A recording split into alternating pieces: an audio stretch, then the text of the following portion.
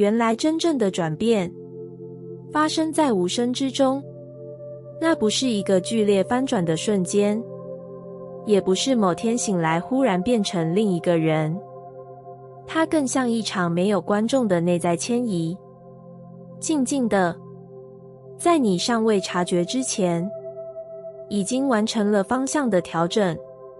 你曾以为改变必须轰轰烈烈，必须痛哭，必须崩溃，必须有一个明确的断裂点，像一条线被用力剪断，从此再也回不去。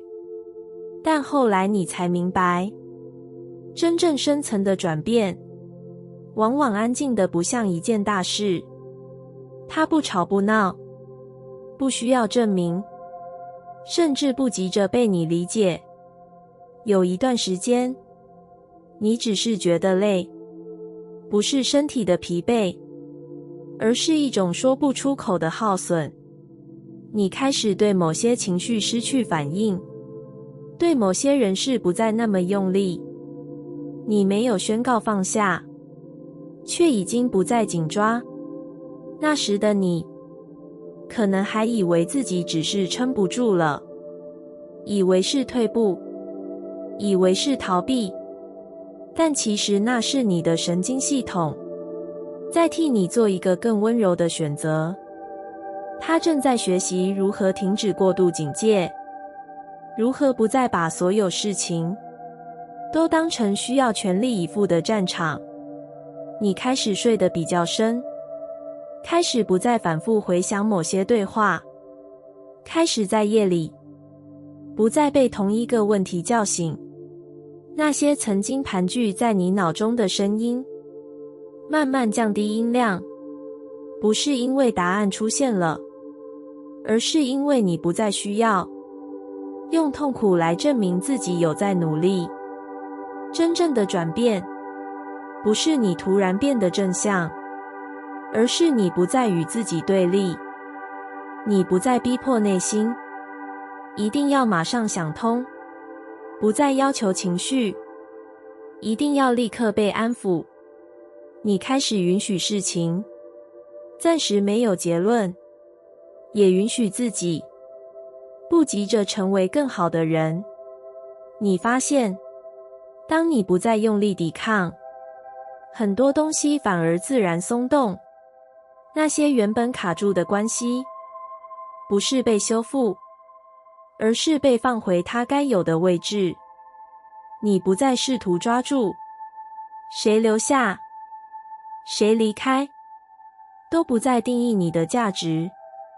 有一天你忽然意识到，你已经很久没有反复检讨自己了，不是因为你变得完美，而是你终于理解，自责从来不是成长的必要条件。你开始对自己说话，用的不是质问的语气，而是理解。这种转变，外界通常看不出来，甚至连你最亲近的人也说不出你哪里不一样。他们只会感觉你变得比较安静，比较稳，比较不容易被拉走，仿佛你内在有一个重心慢慢落回自己身上。你不再急着解释，也不再急着被懂，因为你已经知道，被理解不一定带来安全，而自我接纳却能让你在任何状态里都站得住脚。你开始相信，宇宙的回应并不总是以事件的形式出现，有时候它只是让你的内在频率悄悄地调整了一点点，于是你遇到的人，说出口的话，甚至你对世界的解读方式，都开始出现细微却关键的不同。这些不同不会立刻让生活变得完美，但会让你在同样的情境里少受一点伤，少消耗一点自己，多留下一点能量。回到你真正想走的方向。你终于明白，转变不是向外证明，而是向内对齐。当你的内在不再用恐惧当作导航，世界自然会回应一条比较温和的路。那些曾经让你痛苦的执念，不是被你用力拔除，而是在你不再喂养它们之后，自行枯萎。你没有刻意放下，却再也提不起同样的重量。原来真正的转变，从来不是一场声明，而是一种安静的默契。是你和自己之间终于站在同一边，是你不再需要用力证明存在的价值，也不再害怕慢慢成为你自己。当你回头看，才会发现那些无声的片刻，那些没有记录的日子，才是真正改写你人生走向的地方。而你能走到这里，不是因为你撑过了什么，而是因为你终于愿意温柔地接住了自己。原来转变不一定需要剧烈。你曾以为改变一定要伴随撕裂，要有痛到站不起来的瞬间，要有一个清楚的分界线，把过去与未来狠狠切开。但后来你慢慢发现，真正留下来的转变，往往不是那些让人记忆深刻的爆裂时刻，而是一些几乎没有声音的调整，安静却深远。你没有大哭，没有崩溃，没有对任何人宣告什么结束或开始。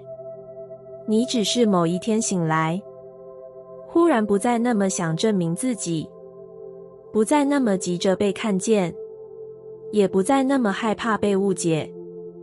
那一刻没有烟火，没有掌声，甚至连你自己都差点错过了它。但你的身体知道，你的神经知道，你已经悄悄走到另一个位置。你开始发现，有些事情好像没那么重要了，不是因为它们真的变小，而是你的内在不再把全部重量都放在同一个地方。你不再反复检讨每一句话，不再在夜里一遍又一遍重播白天的画面。那些曾经紧抓着你的情绪慢慢松手，不是被说服，而是被理解。原来转变不一定是你想通了什么，而是你不再逼自己一定要马上想通。你允许困惑存在，允许情绪停留，允许此刻的自己还不完整。你开始对自己温柔，不是因为你终于变好了，而是因为你看见，长期的自我责备从来没有真的带你走远，它只让你学会在前进之前先惩罚自己。这样的你慢慢把力气收回来，不再四处消耗。你不再试图掌控所有结果，也不再把别人的反应当成自我价值的测量工具。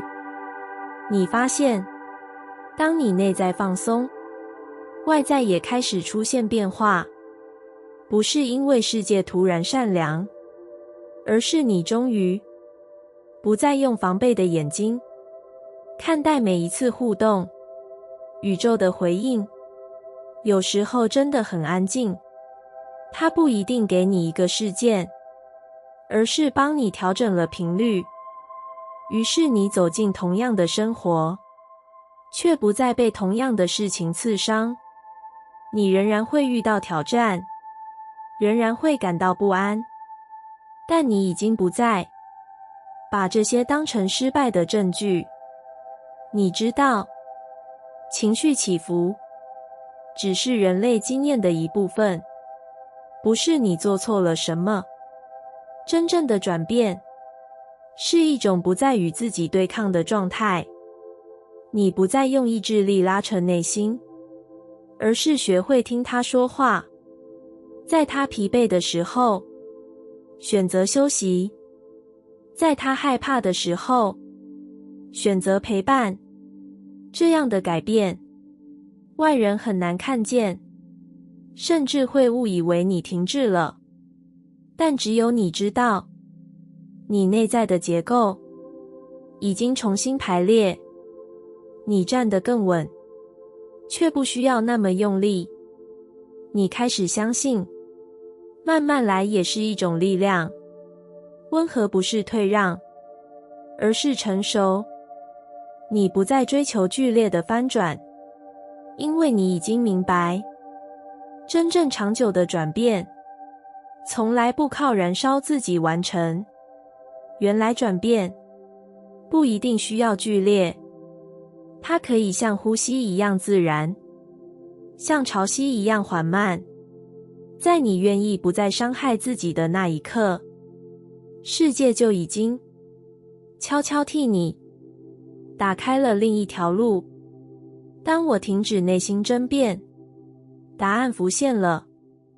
那不是一个被努力推导出来的结论，也不是反复思考后终于抓住的真理。它更像是在我放下武器的那一刻，自己走到我面前，轻轻坐下。过去的我总是在心里辩论，一个声音说应该再撑一下，另一个声音却早已疲惫不堪。我不断在对与错之间拉扯，在该不该之间消耗，以为只要想得够清楚，就能避免遗憾。但那样的清楚，其实只是更精密的焦虑。我用理性包装恐惧，用分析掩饰不安。我以为自己在寻找答案，其实是在逃避感受。内心的争辩从来没有让我更靠近自己，它只是让声音越来越吵，让真正的直觉无处开口。直到有一天，我累了，不是因为事情解决了，而是因为我终于承认，再怎么争论都无法换来真正的安心。于是我停下来，不是胜负已分，而是我不想再打了。我不再逼自己选边站，不再要求每个念头都必须立刻合理。我只是静静地待在那个没有结论的空白里。那一刻，没有答案出现，只有一种奇怪的安静，像是长久紧绷后第一次深呼吸。我没有急着填补这份空白，也没有立刻下判断，我只是让它存在。然后，答案就那样浮现了，不是以语句的形式，而是一种清楚的感觉，一种不再需要说服自己的笃定。它没有辩论的成分，也不带任何激烈的情绪，只是很单纯的知道了。我发现，真正的答案从来不需要吵赢另一个声音，它本来就在那里，只是被我长期的内心争辩盖住了。当我停止质疑自己的感受，停止要求内心给出完美理由，那些被忽略已久的直觉开始重新发生。它们不大声，却一致；不戏剧化，却稳定。我开始理解，内心的争辩很多时候不是为了找答案，而是因为我不信任自己。我害怕选错，害怕后悔，害怕如果不够用力思考，就会失去控制。但当我真的放下争辩，我才发现，控制感并不等于安全。真正的安全，来自于我愿意倾听，而不是审问自己。停止内心争辩，不是放弃思考，而是停止对抗。我不再把每一个感觉都当成需要被驳倒的证人。我开始允许他们只是存在。这样的我，反而更清楚方向，不是因为所有疑问都消失了，而是因为我不再被拉扯。内在的能量终于不再分散在对立的两端。宇宙的讯息原本就很细微，它从不在吵杂中出现，只在你愿意安静下来时，轻轻对你说话。当我停止内心争辩，我才真正听见那个一直在等待我的声音，不是外界的指引，而是我自己。那个早就知道答案，却一直被我忽略的自己。原来，答案从来没有消失，它只是躲在争辩停止的地方，等我愿意，不再为难自己，它才缓缓浮现。当我愿意停下来，答案自然浮现，不是因为我终于想通了什么，而是因为我终于不再逼自己继续往前。那一刻没有顿悟的震撼，只有一种很深的松，像是长久憋着的一口气，终于被允许慢慢吐出。过去的我，总以为停下来等于退缩，等于不够努力，等于辜负了那些曾经撑过来的自己。所以我不停地走，不停地想，不停地修正方向，却从未真正确认这条路是不是我想要的。我把前进当成安全感，把忙碌当成价值证明。只要脚步不停，就好像可以避开那些不确定，那些还没准备好面对的感受。但身体比我诚实，它先累了，先慢了，先用一种近乎温柔的方式提醒我已经走太远，远到听不见内心真正的声音。于是我第一次，不是被迫，而是主动地停下来。我没有立刻找答案，没有急着为停下找理由，我只是坐在原地，什么都不做，什么都不解释。那一刻其实很不安，因为当所有行动都暂停，那些被推迟的感受就会一一浮现。迷惘、怀疑、疲惫，还有一点说不上来的失落。我没有再把它们推回去，也没有要求自己振作，我只是陪着，像陪一个走了很远的自己。静静坐下，就在这样的安静里，答案慢慢出现了。不是一句话，也不是一个计划，而是一种清楚的知道。我不需要再用力证明什么，也不需要再往错的方向用尽全力。原来答案一直都在，只是当我不停奔跑时，它跟不上。不是它太慢，而是我走得太急，急到没有留下一个空间让它靠近。当我愿意停下来，内心的噪音开始退去，那些互相拉扯的声音不再争先恐后地说服我，剩下的那个感觉很小，却很稳。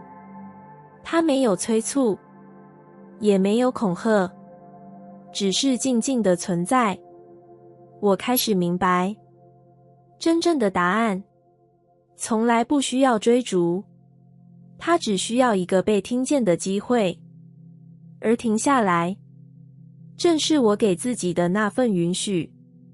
这样的停，不是放弃人生，而是暂时不对人生出手。我不再急着修正自己，也不再急着超越什么状态。我让此刻的自己完整的存在。也正是在这样的完整里，我突然知道，接下来该往哪里走。不是因为未来变得清楚，而是因为内在不再分裂。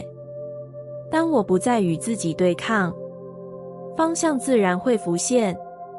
当我愿意停下来，世界没有因此停摆，反而用一种更温柔的方式继续向前。我只是不再被拖着跑，而是选择在准备好的时候再出发。原来答案一直很靠近，只是它需要的不是更多的努力，而是一份安静的信任。当我愿意停下来，它就自然走向我。当我允许停顿，生命开始流动。那一刻，我才明白，原来停下来并不是中断，而是一种更深层的进行。过去的我总是害怕空白，害怕没有进度，害怕一旦慢下来就会被世界遗落在后。于是我不停填满时间，填满计划，填满思考，却从未真正感觉到自己正在活着。我把流动误解为奔跑，把前进误认为用力。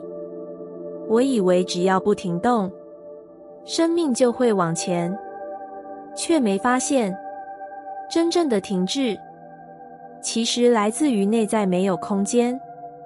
当一切都被塞满，感受就没有出口，直觉没有位置，答案也无法抵达。生命的河流被我自己的焦虑筑起一道又一道看不见的坝，直到有一天，我真的累了，不是那种可以睡一觉就好的疲惫，而是一种灵魂层次的干涸。我忽然意识到，再继续撑下去，我会失去的不是效率，而是我自己。于是我第一次允许停顿，不是因为安排完成，不是因为状况稳定，而是因为我愿意承认，此刻的我需要一个不被要求的空白。那个停顿一开始其实很不自在，我会忍不住想，是不是该做点什么？是不是浪费时间？是不是又在逃避？但我没有再把自己拉走，我选择留下来。就在我留下来的那一刻，身体先松了，呼吸变深了，心跳慢慢回到自己的节奏。我才发现，原来我已经很久没有真正听过自己的呼吸。生命的流动不是立刻出现的，它不是洪水，而是一种细微的回暖，像冰封很久的河面开始出现第一道裂痕，没有声音，却无比真实。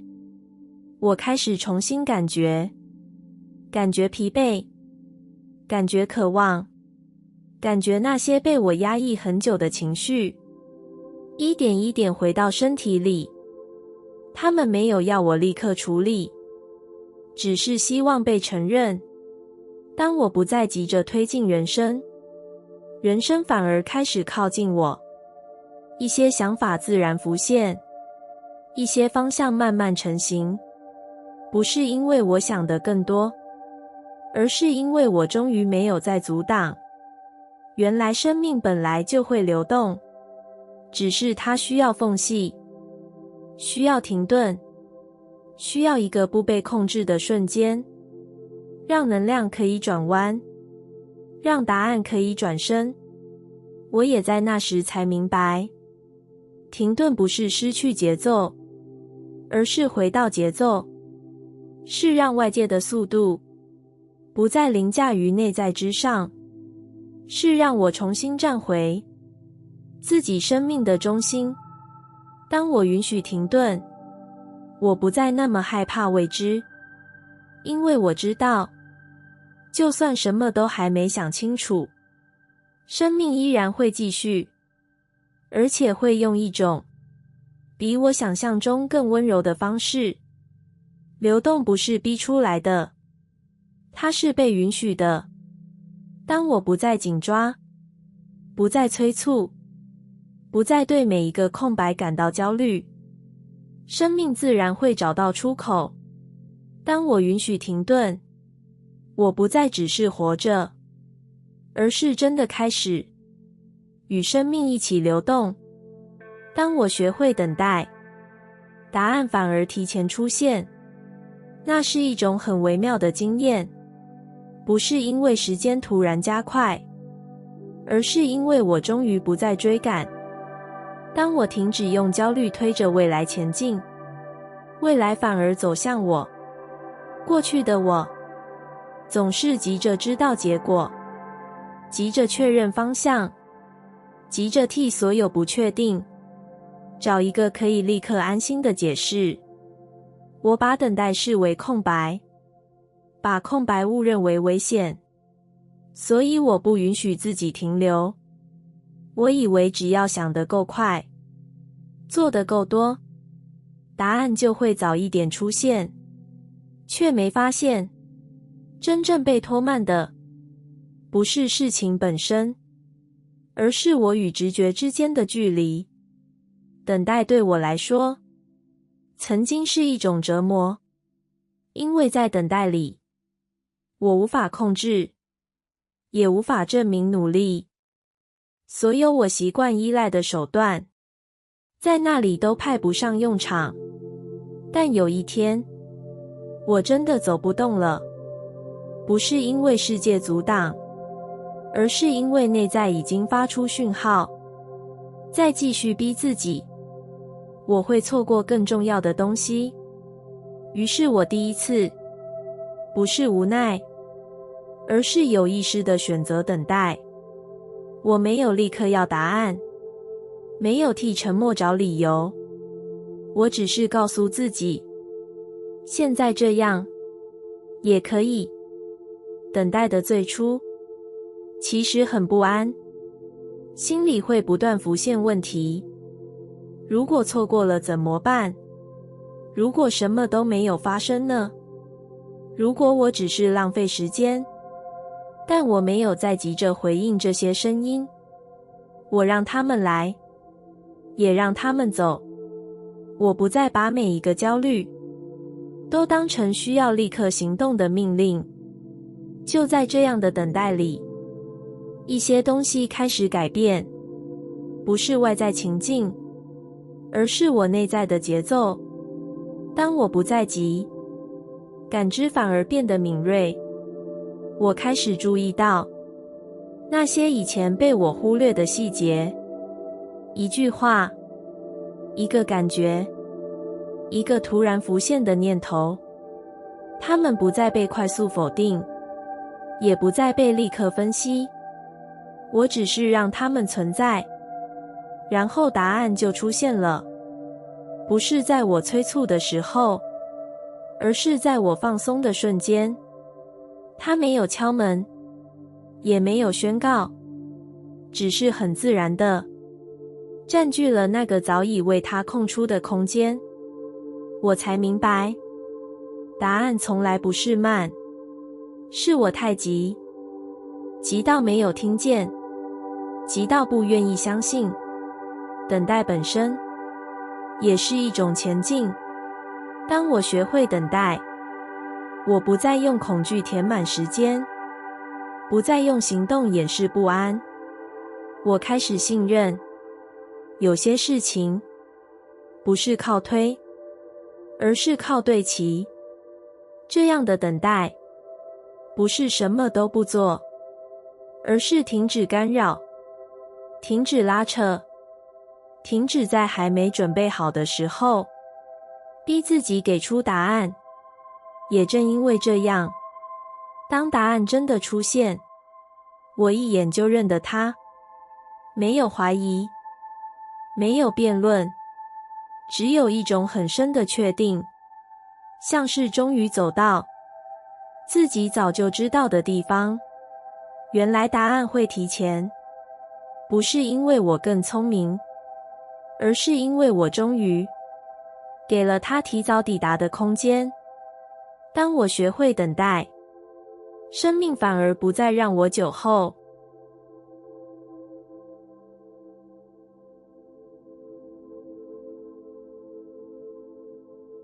感谢你听完我的影片。如果你觉得影片有帮助到你，欢迎点赞并订阅我的频道，让我可以持续与你分享。也可以在评论中留下你的想法和经验，或是将影片分享给你的亲友。再次感谢你的收听，我们下次再见。